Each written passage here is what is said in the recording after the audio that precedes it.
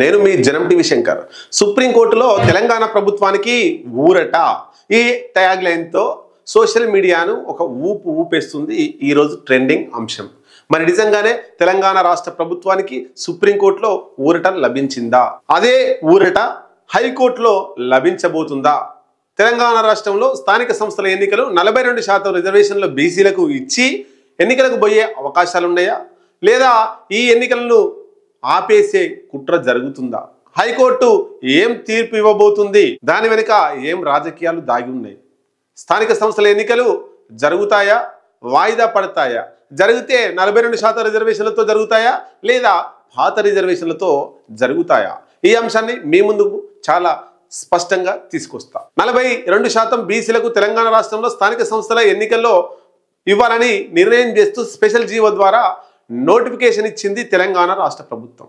దాన్ని సవాల్ చేస్తూ బుట్టంగారి మాధవరెడ్డి, రెడ్డి జాగృతి అధ్యక్షులు హైకోర్టును ఆశ్రయించిండు. హాలిడేస్ హౌస్ మోషన్లో ఆశ్రయించిండు. దానికి సంబంధించి విచారణ జరగబోతుంది. ఈ విచారణ కాంగ్రెస్ ప్రభుత్వానికి 42% బీసీలకు అనుకూలంగా వస్తే ఇబ్బంది జరుగుతుందని ముందే గ్రహించినటువంటి ఈ రెడ్డి జాగృతి సంఘం ఇంకొక నాయకుడు సుప్రీంకోర్టును ఆశ్రయించిండు. ఆయన పేరే వంగ గోపాల్ రెడ్డి. ఆశ్రయించిన తర్వాత సుప్రీంకోర్టులో ఈరోజు విచారణ జరిగింది.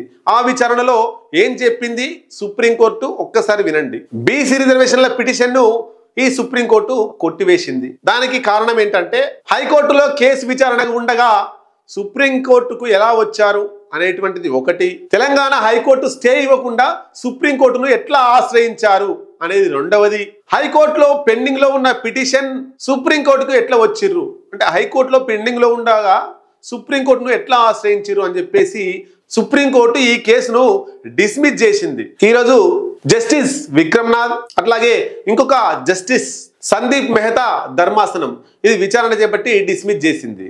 సుప్రీంకోర్టులో జరిగినటువంటి ఊరట హైకోర్టులో జరగబోతుందా అంటే జరగకపోవడానికి ఎక్కువ అవకాశాలు ఉన్నాయి. ఎందుకు? సుప్రీంకోర్టులో కొట్టివేసిరు అంటే దానికి కారణం కింది కోర్టులో విచారణలో ఉండగా పై కోర్టుకు రాకూడదు అనేటువంటిది నిబంధన.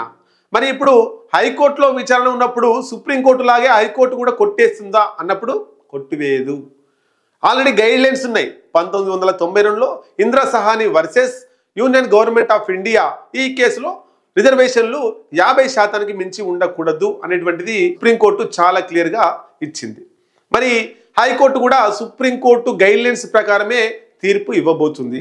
అంటే ఈ 42% రిజర్వేషన్లు ఇట్లాగే ఉంటే ఈ ఎన్నికలను ఆపాలని, లేదా ఈ ఎన్నికలు ఇట్లే కొనసాగాలంటే 42% రిజర్వేషన్లను తగ్గించాలని, అంటే 50%కు మించకుండా చూసుకోవాలని ప్రభుత్వానికి చెప్పే అవకాశం ఉంది. ఇందిరా సహాని కేసు మరొకసారి గుర్తు చేస్తూ తెలంగాణ రాష్ట్ర ప్రభుత్వానికి ఖచ్చితంగా 42% ఉంటే ఈ ఎన్నికలు ఇట్లా పోవడానికి కుదరదు. లేదు మీరు ఎన్నికలు ఖచ్చితంగా పోవాలనుకున్నప్పుడు పాత రిజర్వేషన్ల ప్రకారం పొండి, లేదా ఇప్పుడు ఇచ్చినటువంటి రిజర్వేషన్లలో 42%కి తగ్గించి 27% తగ్గిస్తే 42% నుండి 27%కి తీసుకొస్తే 50% మించిపోకుండా ఉంటుంది. కాబట్టి రెండే కారణాలు, ఈ ఎన్నికలు ఇట్లే పోవాలంటే పాత రిజర్వేషన్ల ప్రకారం పోవాలి, లేదా రిజర్వేషన్లు తగ్గించాలి.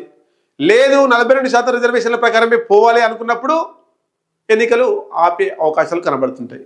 ఇక ఇంకొక ప్రకటన కూడా చేసిర్రు గవర్నమెంట్ నుంచి, తెలంగాణ గవర్నమెంట్ నుంచి, కాంగ్రెస్ పార్టీ నుంచి.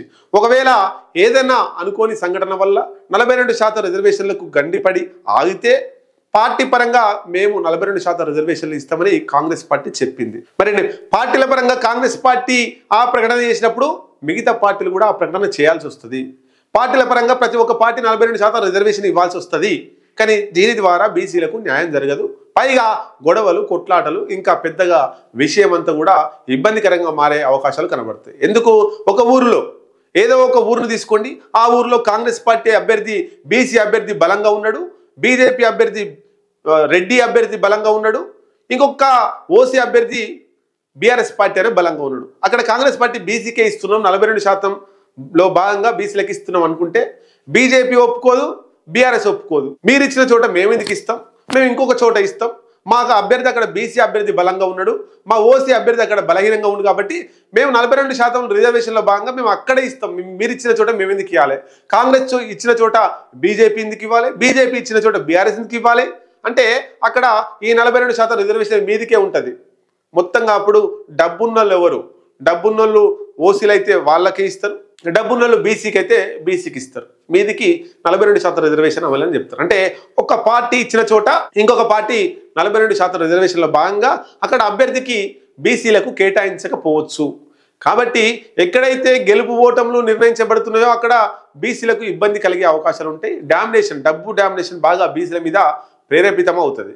కాబట్టి ఈ పార్టీల పరంగా రిజర్వేషన్లు ఇస్తే బీసీలకు అన్యాయం అవుతుంది, గొడవలైతే, కొట్లాటలైతే, పెద్ద ఇబ్బంది జరుగుతుంది. కాబట్టి పార్టీల పరంగా పక్కకు పెడితే న్యాయపరంగానే వచ్చే ప్రయత్నాలు అన్ని పార్టీలు చేయాలి. బీజేపీ దీని మీద స్పందించాలి, బీఆర్ఎస్ దీని మీద స్పందించాలి. కేంద్ర ప్రభుత్వం ఇప్పటికిప్పుడు అని ఓకే అని చెప్తే ఖచ్చితంగా రిజర్వేషన్లో అమలయ్యే అవకాశం ఉంటుంది.